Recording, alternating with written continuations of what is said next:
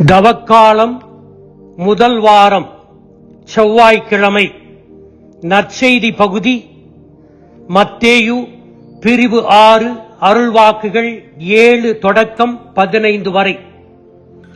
இயேசு இன்றைய நற்செய்தியில் எப்படி ஜெபிக்க வேண்டும் என்று சொல்லி ஒரு இறைவேண்டல் ஜெபத்தை நமக்கு மலைப்பொழிவில் கற்றுத்தருகிறார்.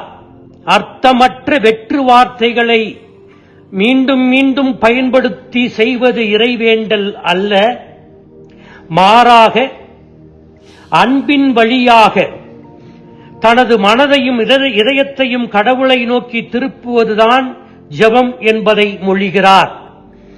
எனவே தன்னை சுற்றி இருந்த கூட்டத்திற்கும் சீடர்களுக்கும் ஒரு மாதிரி படிவம் போன்ற இறைவேண்டலை கற்றுத்தருகிறார். அதுவே எல்லா இறைவேண்டல்களுக்கும் முன்மாதிரியான இறைவேண்டலாக மாறுகிறது. இயேசு கற்றுக் கொடுக்கும் விண்ணுலகில் இருக்கிற எங்கள் தந்தையே என்ற இறைவேண்டல் மொத்தம் 7 விண்ணப்பங்களை கொண்டது. இந்த 7 விண்ணப்பங்களையும் 2 பகுதிகளாக நாம் பிரிக்கலாம். முதல் 3 விண்ணப்பம் விண்ணை நோக்கியது, கடவுளை நோக்கியது. உமது பெயர் தூயது என போற்றப்படுக, உமது ஆட்சி வருக, உமது திருவுளம் விண்ணுலகில் நிறைவேறுவது போல மண்ணுலகிலும் நிறைவேறுக. இந்த முதல் பகுதியை தந்தையை அன்பானவர், அக்கறையுள்ளவர், பராமரிப்பவர் என்று அவரை போற்றி புகழ்ந்து, உமது அரசு எங்கள் இல்லத்திலும் உள்ளத்திலும் வந்து உமது திருவுளத்தை நாங்கள் கீழ்ப்படிந்து அன்போடு செய்ய அருள் தாரும் என்று வேண்டுகின்ற ஒரு ஜெபம். இந்த ஜெபத்தை புகழ்ச்சி இறைவேண்டல் வழிபாடு என்றும் அழைக்கலாம், பிரைஸ் அண்ட் வர்ஷிப். இரண்டாம் பகுதி 4 விண்ணப்பங்களை உள்ளடக்கியது. இந்த 4 விண்ணப்பங்களும் 3 காலங்களை உள்ளடக்கியது: நிகழ்காலம், இறந்த காலம், எதிர்காலம். நிகழ்காலத்தில் வருவது உடல் தேவையை பூர்த்தி செய்வது, இறந்த காலத்தில் வருவது நம்முடைய உள்ளத்தை தூய்மை செய்வது, மூன்றாவது எதிர்காலத்தை நோக்கியது நம்முடைய ஆன்மாவை தூய்மை செய்வது. நாம் முதலாக எங்கள் அன்றாட உணவை இன்று எங்களுக்கு தாரும், இது நிகழ்கால தேவை. நமது தற்போது தேவைகளான உணவு, உடை, உறைவிடம் ஆகியவற்றிற்காக வேண்டுகிறோம்.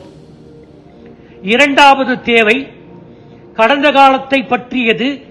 நமது கடந்த கால பாவங்களை மன்னிப்பதற்காக எங்களுக்கு எதிராக குற்றம் செய்தோரை நாங்கள் மன்னித்துள்ளது போல எங்கள் குற்றங்களை மன்னியும் என்று நாம் சொல்லுகிறோம். கடைசியில் வருகின்ற 2 விண்ணப்பங்கள் நமது எதிர்கால தேவைகளை, ஆன்மாவை சார்ந்தது. எங்களை சோதனைக்கு உட்படுத்தாதையும், தீயோனிடமிருந்து எங்களை விடுவியும். இந்த விண்ணுலகில் இருக்கின்ற எங்கள் தந்தையை என்ற இறைவேண்டலில் 3 கடவுளை நாம் உதவிக்கு அழைக்கிறோம். நமது ஒவ்வொரு நாள் தேவையை பூர்த்தி செய்யும் தந்தையிடம் அன்றாட உணவை கேட்கிறோம்.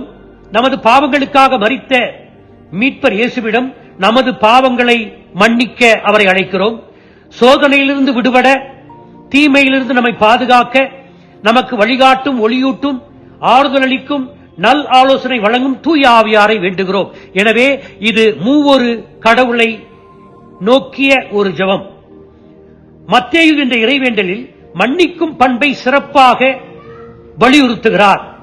கடவுளின் நிபந்தனையற்ற அன்பை நாம் பெற வேண்டுமானால் நாம் நிபந்தனையற்ற முறையில் அடுத்திருப்பவரை மன்னித்திருக்க வேண்டும். நாம் கடவுளுடைய நிபந்தனையற்ற அன்பை அனுபவித்துவிட்டு நாம் அடுத்தவரை மன்னிக்காமல் இருந்தால் அது ஒரு நல்ல இறைவேண்டலாக இருக்காது. இந்த ஜெபம் ஜெபிப்பது ஒரு அபத்தம். இன்றைய நற்செய்தியில் வரும் கடைசி வார்த்தைகள் ஆட்சியும் வல்லமையும் ஆட்சியும் என்றென்று உமக்கே ஆமேன். இந்த வாக்கியம் மத்தேயுவினுடைய மூல பிரதிகளில் இடம்பெறவில்லை, கத்தோலிக்க மொழிபெயர்ப்புகளில் இடம்பெறவில்லை. மாறாக இதை இணைத்தது மார்ட்டின் லூத்தர் தன்னுடைய மொழிபெயர்ப்பில். பிறகு இந்த வாக்கியம் செயின்ட் ஜேம்ஸ் தொகுப்பிலும் இருக்கிறது.